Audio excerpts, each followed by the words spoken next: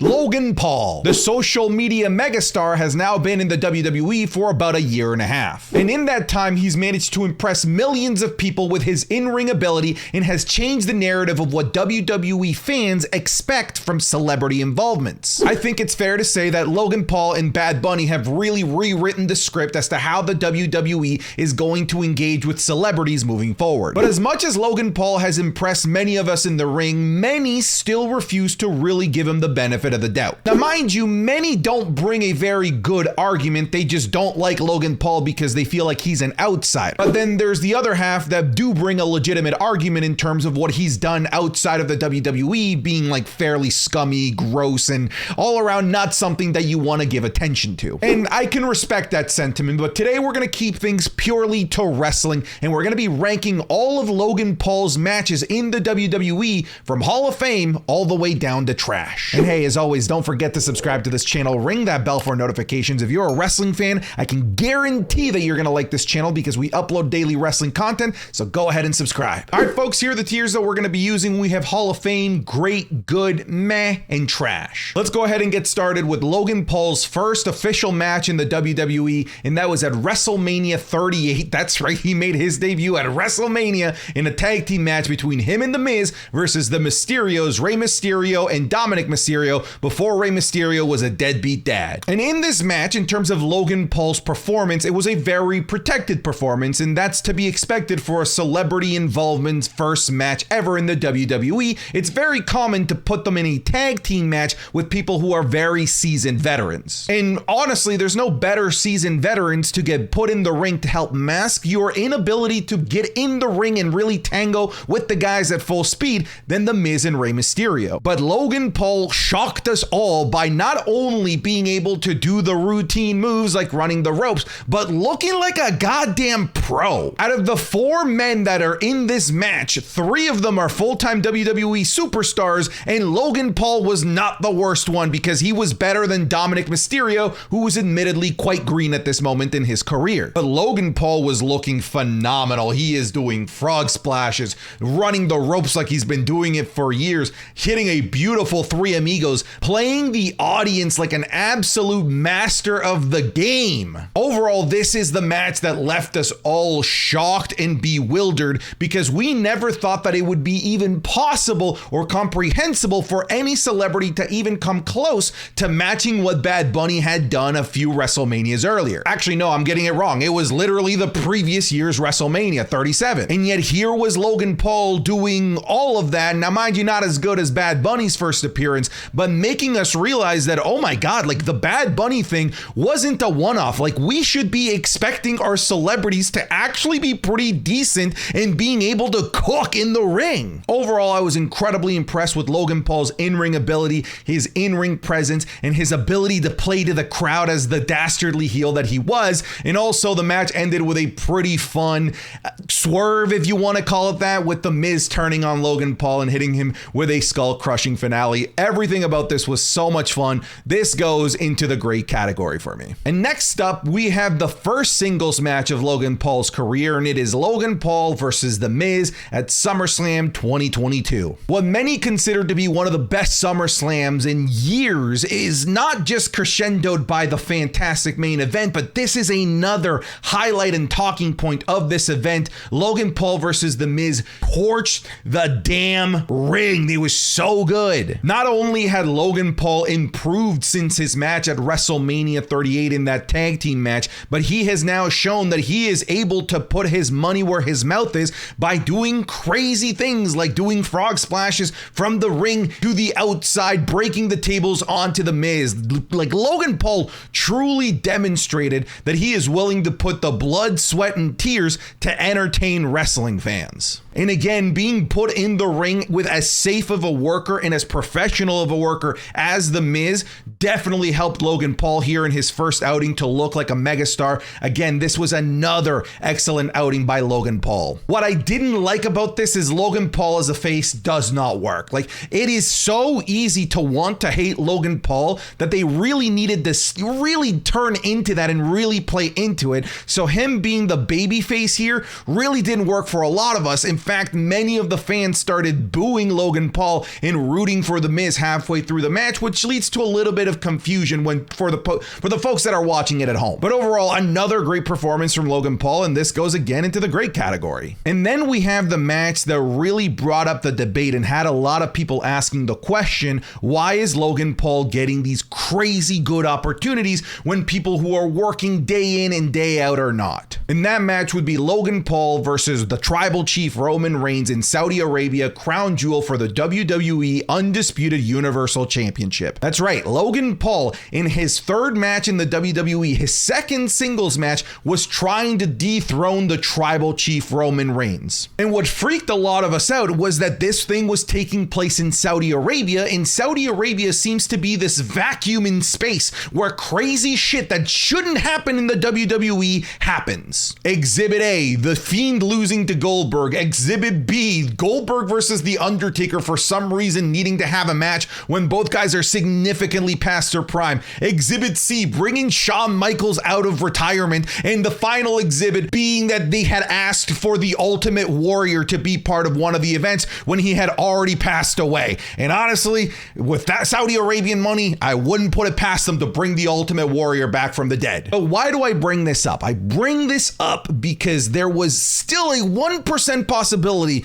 that Logan Paul could win this thing, because we had already seen crazy, unnecessary things happen in Saudi Arabia, that Logan Paul winning the WWE Championship for some reason wasn't the craziest thing. Luckily, that didn't end up happening, but what did end up happening was one of Roman Reigns' best matches of his championship defenses. Logan Paul and Roman Reigns just match up perfectly. Roman Reigns' bruiser style versus Logan Paul's heavyweight cruiserweight style, like that combination of the two works flawlessly. Like, these two really are able to put on a fantastic match. One of the big downsides of this match for sure was how overbooked it got, with the Usos getting involved, the Impulsive guys getting involved. We had Jake Paul even coming down. As somebody who's been around in the internet for a really long time, I personally really appreciated Jake Paul coming down to the ring with it's everyday bro with the Disney Channel flow. 5 mil on YouTube in 6 months. Never done before. Past all the competition, man. PewDiePie is next. I hate myself for knowing all of that. Anyways, what I'm trying to say is that it was an overbooked mess, but the match itself, prior to everything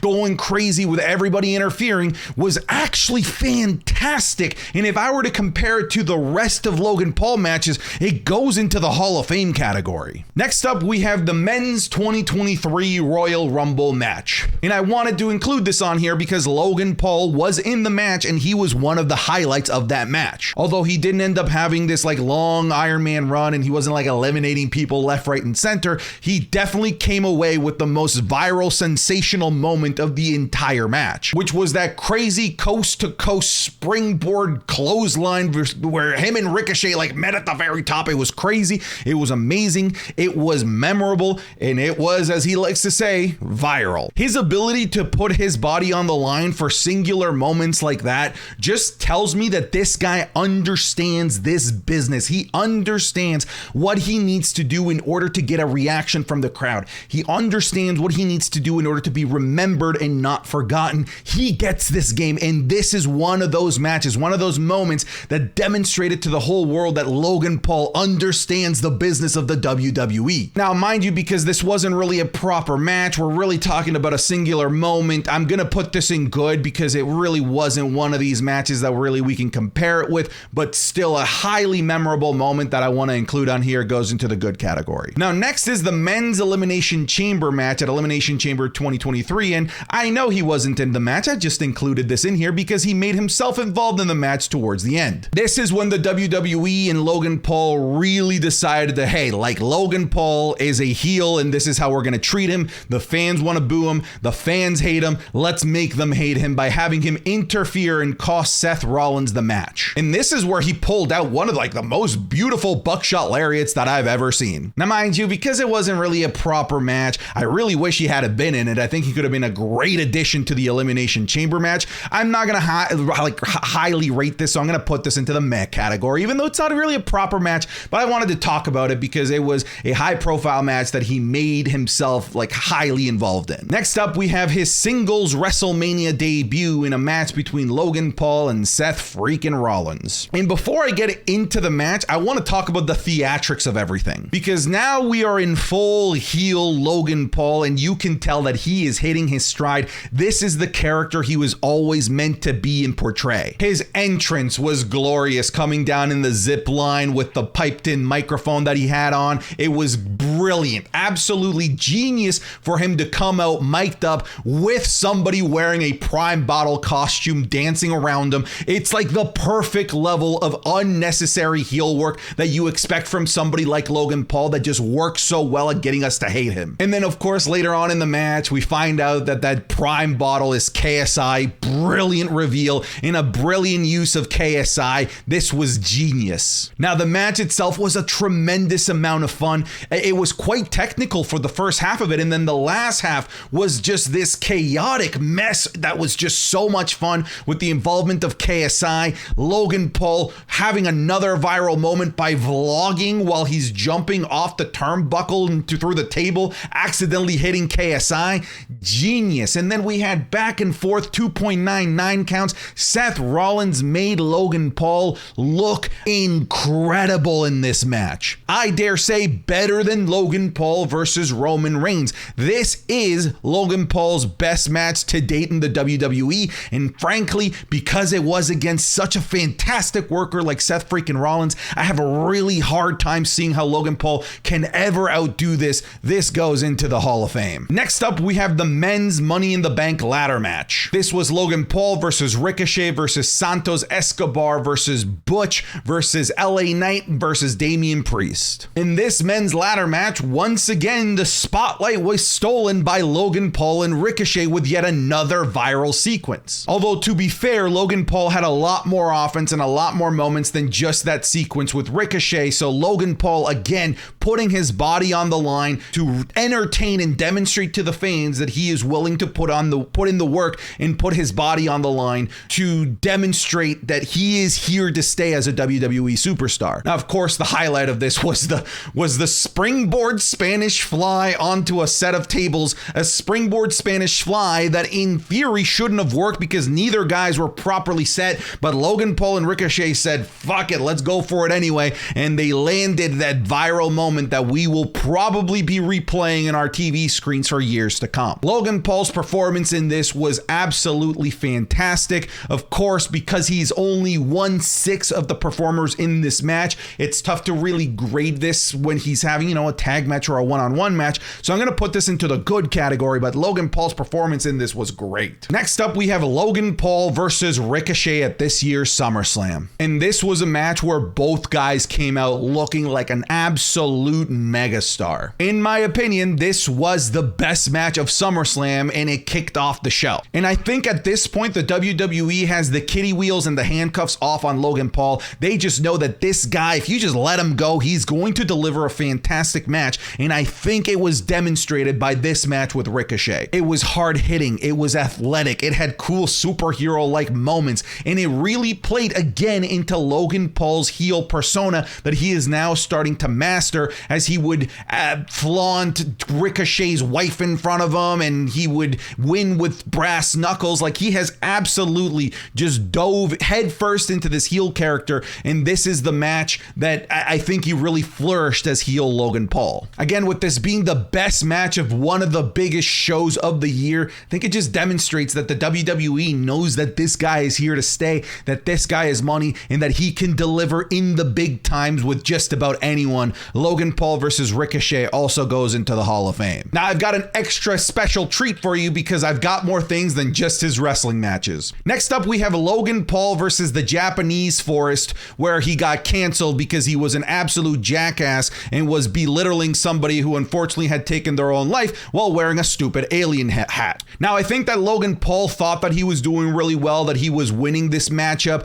that he was going to get tons of millions and millions of views, bunch of people were going to buy his merch, etc. But I don't think that he was expecting that by the time that he landed back into the USA, that the Forest was going to get its revenge and absolutely bury Logan Paul. Logan Paul's performance in this was absolutely laughable. It's a joke. It's one of Logan Paul's worst moments in his career. This performance goes into the trash category. And next up, we have Logan Paul's terrible apology video after this whole sequence where he had a horrible lapse in his judgment. One of the worst apology videos on YouTube that it started the meme of terrible apology videos on YouTube. So this apology video, again, goes into the trash category for me. And next up, we have Logan Paul versus several hundreds of investors that invested into his CryptoZoo alleged scam that have not been repaid back. This is, again, a low point in Logan Paul's career. This is absolutely burying him outside of the WWE. Once again, his performance in this goes into the trash category. Next up, we have Logan Paul versus Jake Paul in the sequence of terrible diss tracks that they laid up against one another back in like what felt like 2012, 2013. Some of the worst music videos that you'll ever hear in your life came out of this rivalry between Logan Paul and Jake Paul. So once again, Logan Paul, not his greatest performance, not his greatest time. It goes into the trash category. And last but not least, we have KSI versus Logan Paul in influencer boxing, and my boy KSI whooped his ass. Trash category performance from Logan Paul. See, I wasn't gonna just have a bunch of Hall of Fames for Logan Paul. I know a bunch of you guys don't like him, so I figured I'd give you a little bit of a treat here by still reminding you that Logan Paul can be a trash human being. All right, get out of here.